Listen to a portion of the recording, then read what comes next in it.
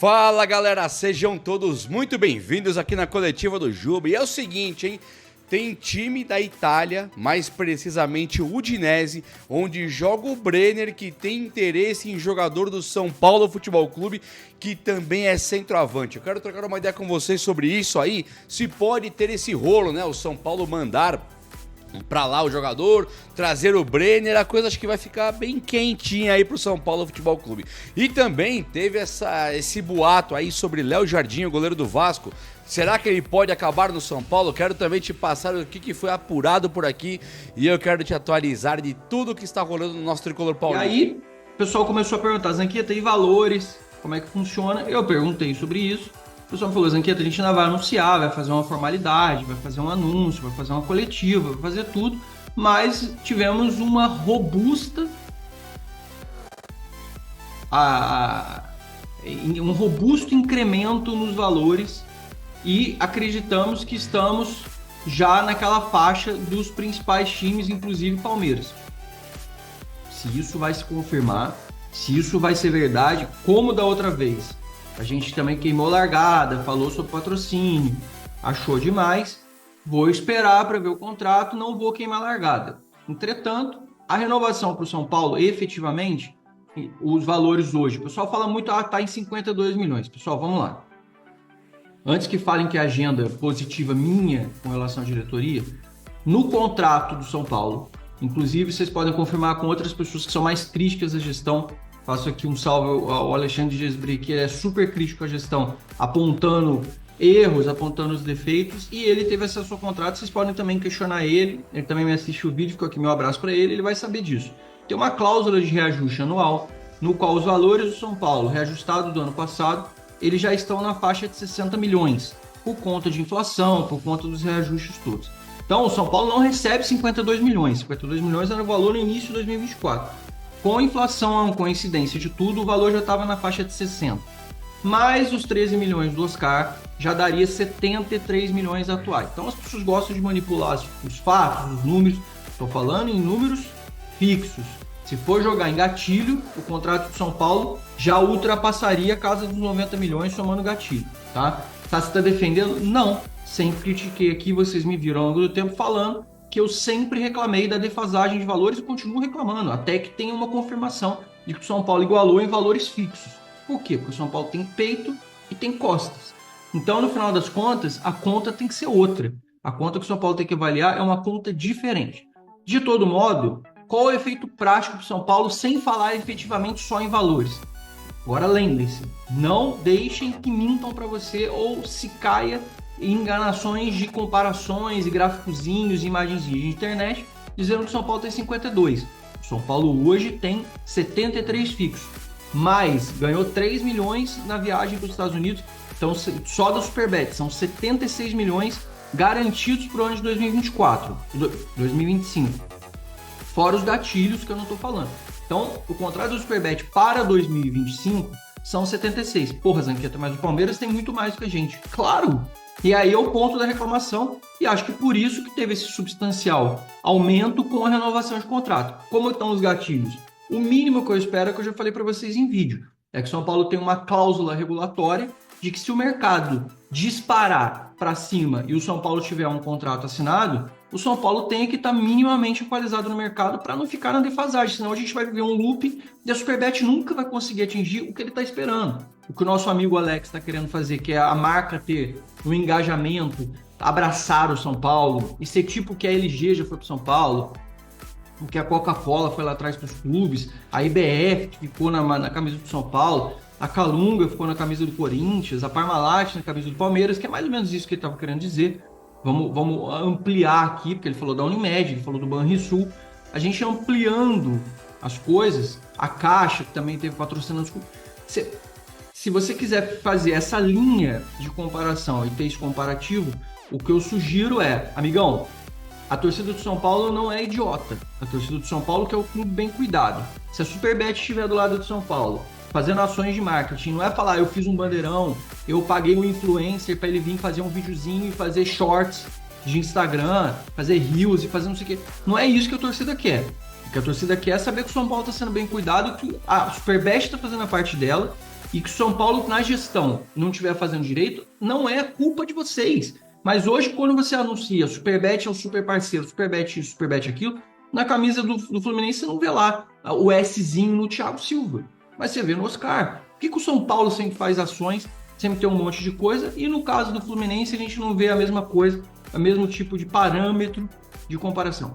São essas as reclamações que a gente tem, são esses os pontos que nós temos de reclamação, os pontos que nós temos de questionamento, e ótimo, renovou até 2030, e o que eu posso dizer para vocês, uma pergunta muito boa ontem no grupo, foi feito o seguinte: Zanqueta, isso tem algum impacto no FDIC do São Paulo, um impacto no São Paulo em termos de conta, além do dinheiro mensal? Tem, porque o FDIC, todos os contratos que o São Paulo tem, eles são garantidos em termos de recebíveis. Os recebíveis são o quê? São os contratos firmados com as empresas que garantem os investidores, aos credores, que o São Paulo tenha lastro futuro para ter dinheiro e receber desses contratos. Então, quando o São Paulo firma um contrato com a Libra de 5 anos, o São Paulo tem como botar esse contrato na mesa e falar: eu tenho ganhos mensais durante 60 meses fixos que eu tenho essa grana aqui para entrar durante esse período. Ótimo, aí o banco pega os representantes de mercado, financeiros, eles vão olhar aquilo e vão falar: opa, o São Paulo tem uma Globo por trás, com um contrato lastreado de 60 meses, então eu posso ceder dinheiro, eu posso ficar tranquilo, e isso funciona para o FDIC. Eu tenho agora um contrato com a Superbet, que é uma empresa que tem lastro, que vai colocar, tem mais aqui 60 meses para o São Paulo poder entrar para fazer isso. Tem um contrato da Demicon aqui, também não é tão alto, mas tem aqui o lastro por esse momento. Então o São Paulo vai somando, vai empilhando as suas garantias. O São Paulo vai empilhando a sua estrutura financeira para o futuro. Agora, claro que isso precisa ser não só longevo, como precisa ser bom, precisa ser mensalmente positivo. E aí a gente fica nessa expectativa dos anúncios do valor. Eu não vou me colocar, como eu já me coloquei no passado, como uma vidraça, e aí eu fico tomando pedrada de todo lado, porque eu não peguei o contrato. Então, como eu não vi o contrato, eu não vi nada, deixa o São Paulo anunciar, se vazar não vai ser o que eu vou vazar. Me disseram que é bom, que foi bom para o São Paulo. Do ponto de vista contratual, estou explicando para vocês os impactos com relação a FDIC futuro. Isso não preciso questionar ninguém, porque é certeza absoluta, é 100% garantido. Independente do São Paulo ter um substancial aumento, que isso é uma outra coisa, o contrato longevo e garantidor dá estabilidade para o São Paulo. Inclusive o próprio Oscar. O Oscar tem 3 anos de contrato com o São Paulo. A Superbet ia pagar parte do contrato do São Paulo, do Oscar com o São Paulo, e era por 2 anos. Porque aí vencia no final de 2026, era 25 e 26. E 2027, a pergunta de muita gente era essa, inclusive criticando a contratação do Oscar. Inclusive jornalista são paulino falando isso. Mas eu quero ver quando a Superbet deixar o São Paulo. Então é mais um indício, mais um fator aí para você pesar a favor da ótima renovação neste caso. Agora, se vai ser boa efetivamente, isso vai se comprovar. Eu não acredito que o Superbet vai querer ficar 6 anos no São Paulo tomando paulada, porque nos últimos meses foi só isso que aconteceu. Eu não vi ninguém falando: uau, a Superbet é incrível, super parceiro. Eu vi o contrário. Eu vi a maioria das pessoas, inclusive eu, engajando o contrário, achando que a Superbet estava sendo tóxica e nociva para o São Paulo. Qualquer marca aí tivesse aí no mercado estaria pagando mais do que eles estavam pagando para a gente. E enquanto eles estavam se gabando de ser super, a gente estava passando o papel de palhaço, de otário no final das contas. E eu acho que talvez agora, como a gente vinha falando, eles entenderam isso e formalizaram, renovaram. Agora, espero que o São Paulo tenha essa cláusula de atualização de mercado para que o São Paulo não se prejudique e não caia nessa esparrela de ficar todo ano, a cada 6 meses, tendo uma defasagem, uma desatualização. É tipo você ir lá tirar onda com um cara, você comprou um iPhone, o cara passa daqui a 6 meses e o cara fala: esse iPhone seu já é velho. É mais ou menos isso. Então precisa ter muito cuidado, não dá para você ficar tirando onda com nada, achando que você é o bambambam que você fez, e a gente já errou nisso no passado. Espero que o São Paulo dessa vez seja comedido e não valorize demais uma coisa, quando a valorização ela pode estar desvalorizada em muito pouco tempo e a gente pode ser superado. O mercado é assim, as coisas estão loucas, a inflação no Brasil está insana e isso faz parte, principalmente você tendo tantas casas de apostas como tem hoje. Está totalmente diferente do que era o cenário no passado. Como é que você imagina a postura do São Paulo, Paulo? Você acha que vai ser parecida com o que foi no próprio jogo contra o Palmeiras no Allianz Parque? Não, quando se limitou a defender e pouco atacou o gol do Everton? Acredito que não, até porque o São Paulo viu que não fez uma partida boa naquele dia e apesar que, assim, ele em alguns momentos ele não deixou o Palmeiras também, né, fazer aquilo que sabe fazer de melhor. Então, se você for analisar pelos números, o São Paulo provavelmente saiu feliz com o resultado. Agora, não produziu nada. E, por outro lado, eu tô com o Mansur de novo, porque o Mansur é especialista, principalmente quando fala... Vai puxar saco. Não, mas o Mansur é mesmo, quando fala de movimentos que os jogadores jogam na frente. O Palmeiras, com o Vitor Roque, ele vai ter um ataque que provavelmente as movimentações vai ser o fator mais perigoso que o Palmeiras vai ter agora de agora pra frente. Aí tem uma questão que eu acho. O que tem sido, nos últimos tempos, uma movimentação frequente no ataque do Palmeiras. O Palmeiras vai, busca o lado do campo e alça muitas bolas aéreas, porque normalmente tem o Flaco dentro da área, que é um exímio cabeceador. Essa característica necessariamente vai precisar mudar, né? Claro, totalmente. Porque agora você tem um jogador de menor estatura, forte, você pode ter o cruzamento, mas que ataca muito espaço, mais rápido. Mas você pode ter um cruzamento, mas um cruzamento diferente. Você pode ter um cruzamento que é rápido, por baixo, meia altura, porque eu vi muitos gols e o Vitor Roque é bom nisso, de antecipar zagueiro, de antecipar principalmente os jogadores defensivos. Mas aí entra naquilo que eu te falei do Corinthians. O São Paulo tem as mesmas dificuldades que o Corinthians tem defensivamente. E isso é um ponto que o São Paulo vai ter que trabalhar muito para esse jogo, porque vai enfrentar lá na frente um ataque poderosíssimo do Palmeiras. O que eu acho que o São Paulo é muito dependente de Lucas Oscar, né? Eu acho que há poucos movimentos no São Paulo ofensivos. Por exemplo, o jogo contra o Novo Horizontino, achei que o Novo Horizontino, para mim, foi claramente... o melhor dos prejudicado pequenos, pela o melhor dos pequenos, né? Para mim houve a falta no primeiro gol, achei gol, né? Uma falta lá no início da jogada na linha lateral, e a expulsão do jogador do Novo Horizontino absolutamente não era merecida. A falta não aconteceu e a expulsão muito menos. O São Paulo teve muita dificuldade para criar contra o Novo Horizontino, né? E tem sido meio recorrente. Depende de lampejos de Lucas e Oscar, que são dois ótimos jogadores. Eu acho que a tentativa agora está nesse modelo com 3 zagueiros, né? Para tentar acomodar o Lucas e o Oscar sem comprometer tanto a parte defensiva, justamente pelo equilíbrio que o Paulo Nunes disse que o São Paulo precisava encontrar. A questão porque no jogo da fase de classificação o São Paulo conteve o Palmeiras, mas praticamente não jogou, não ofereceu risco. Teve uma bola que sobrou com o Lucas, né? Isso. Em que ele acabou até sendo uma das melhores chances do jogo, mas não era dentro do roteiro do jogo, né? O roteiro do jogo era do São Paulo anulando o Palmeiras, mas com muito pouca saída.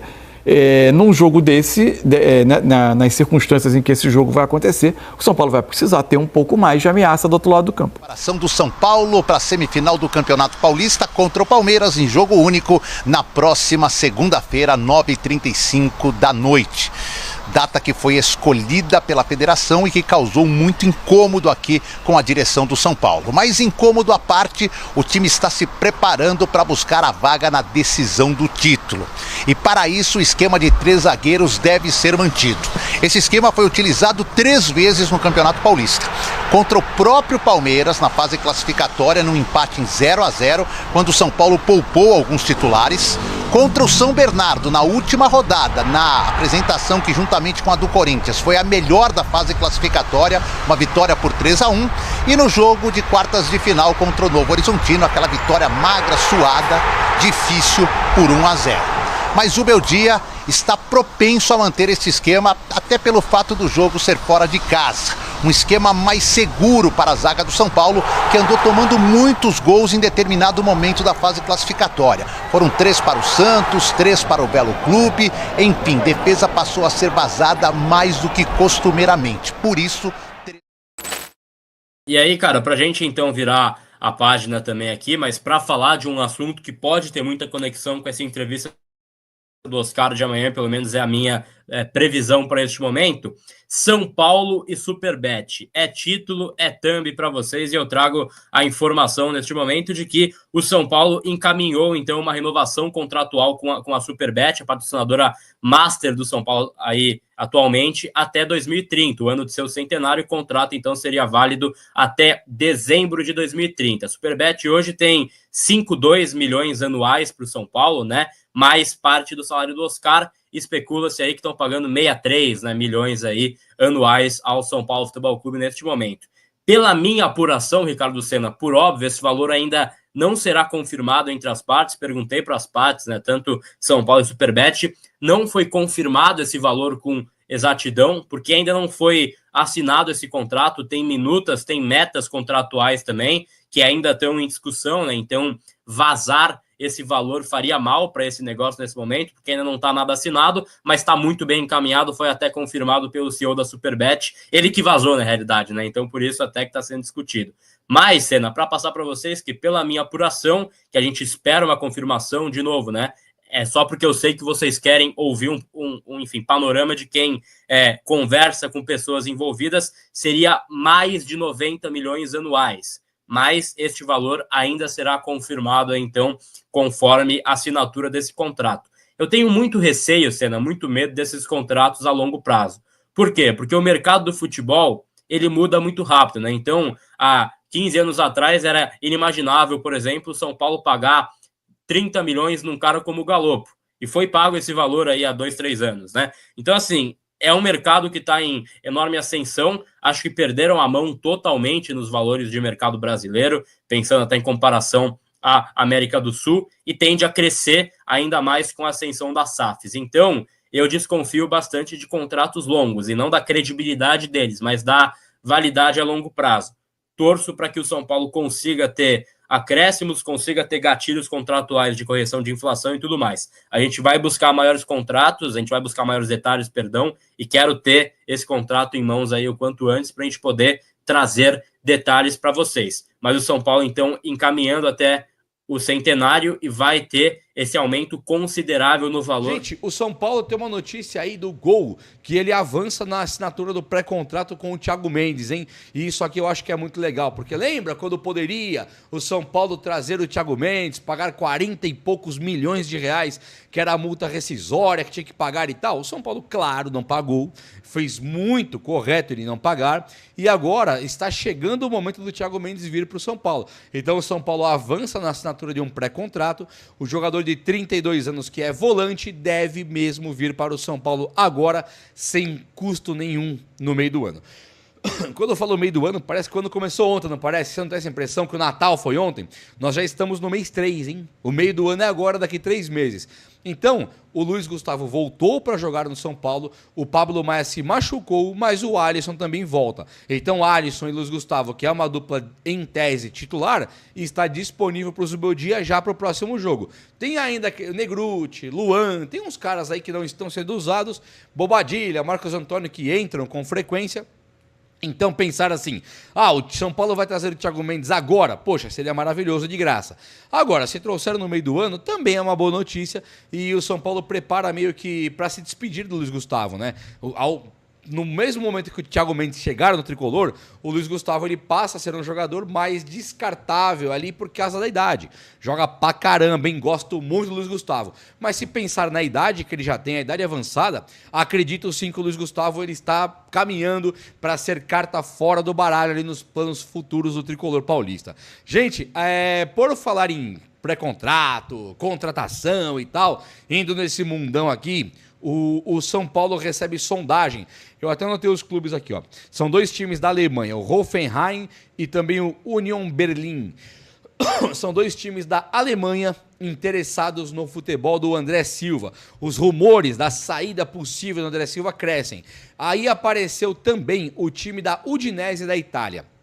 Além de alguns times portugueses que eu não consegui trazer o nome aqui agora. Mas isso aqui é notícia. Union Berlin, Hoffenheim e também a Udinese da Itália tiveram já o interesse e ainda surgem com boatos aí de interesse no André Silva do São Paulo, do centroavante reserva do Caleri.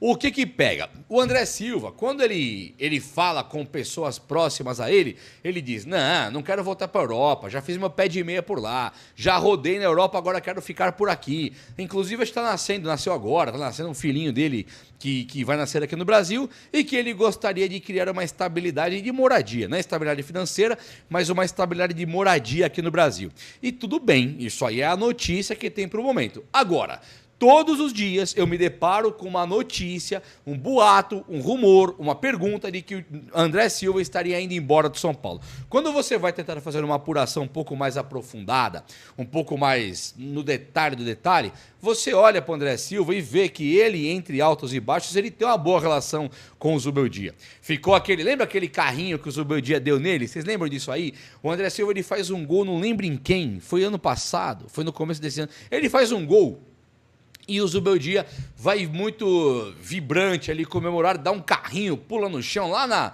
perto do fim do campo, perto da bandeirinha do escanteio, e aquela cena, o André Silva olha para ele e continua correndo. E aquilo parecia que o André Silva tinha um descontentamento com o Zubeldia. Mas isso aí eu acho que não passa de especulação também não, hein? O que me parece é que o Zubeldia gosta muito do André Silva, mas não considera que ele joga mais bola que o Caleri, e por isso o André Silva não entra como titular. Mas sempre que o Caleri dá o espacinho para jogar, quem entra é o André Silva. Pode reparar que o Rian Francisco meio que sumiu do São Paulo. O André Silva passa a ser o reserva de luxo, o reserva direto do Caleri. E quando nós começarmos o Campeonato Brasileiro, que começa no final desse mês aqui, o André Silva, em tese, e aqui é somente em tese, ele deve ser o centroavante titular para jogar o Brasileiro. O Caleri fica para as Copas, que é o filézão que o São Paulo tem disputado com preferência, que é Copa do Brasil, Libertadores e tal, e no Brasileirão o André Silva sendo o titular da posição.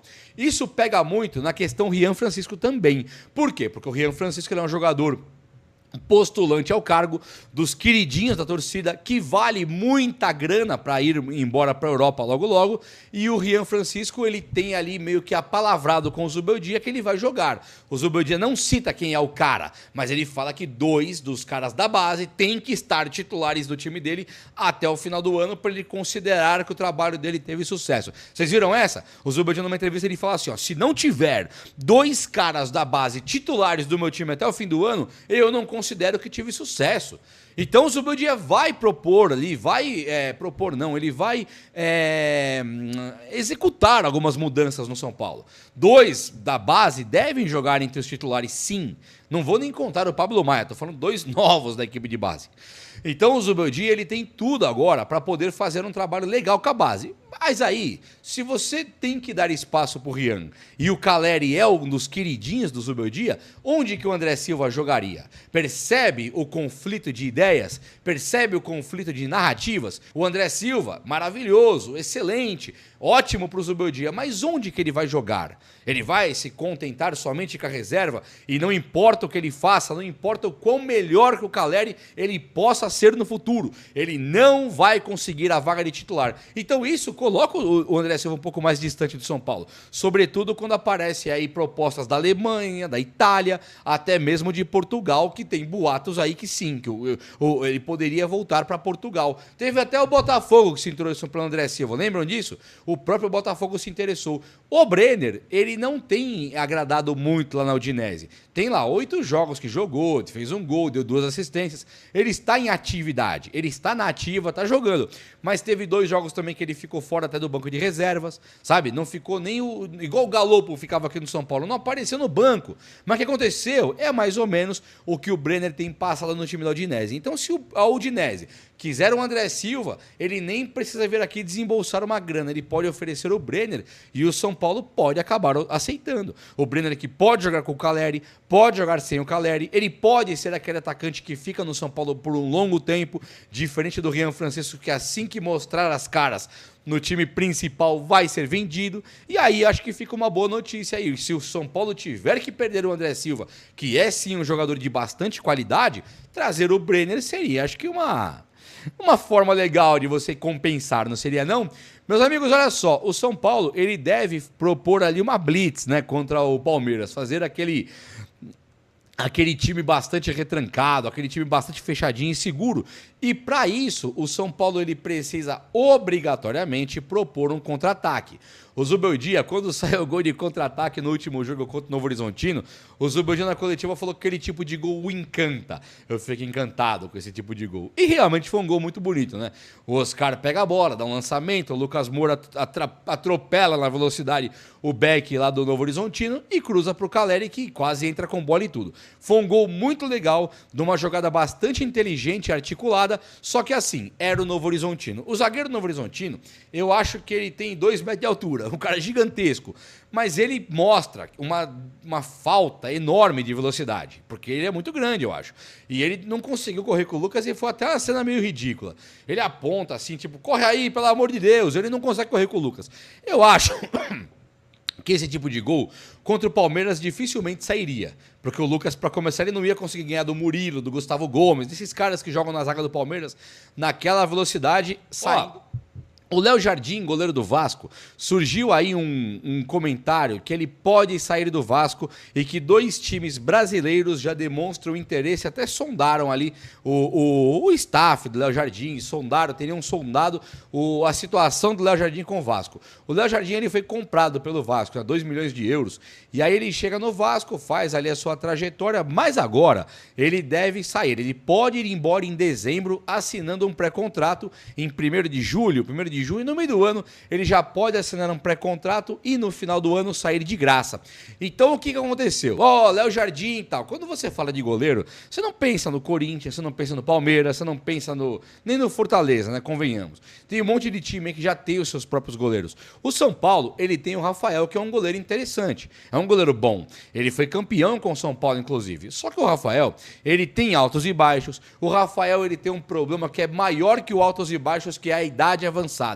Então, quando pensa num goleiro, Léo Jardim seria o ideal para o São Paulo? Talvez. Acho que até poderia ser. Mas Léo Jardim hoje, enquanto o Rafael está aqui, seria legal para não ter que ver o Jandrei jogar mais, né? Para não ver o Jandrei, acho que o Léo Jardim seria uma ótima notícia. Tirando isso, eu acredito que o Rafael seja no nível até melhor que o do Léo Jardim e que ele pode jogar no São Paulo tranquilamente por mais uns 2, 3 anos. Se o São Paulo pegar o Léo Jardim de graça, tá bacana pra caramba. Se o São Paulo tiver que investir uma grana, aí jamais. Então é só esperar esse contrato com o Vasco terminar mesmo. Se esse contrato terminar e ele ficar sem clube ou o São Paulo puder assinar um pré-contrato e trazer o goleiro sem custo nenhum, eu sou muito a favor, tá? Mas só assim, investindo de jeito nenhum, tricolor. E o São Paulo gosta, né, de fazer essas daí. Depois de renovar com o Jandrei, há boatos que ele ganha na casa dos 300 mil mensais, um goleiro que o São Paulino basicamente não pode ver pintado de ouro. É muito triste a situação que nós nos encontramos com o Jandrei e a coisa fica muito pesada, principalmente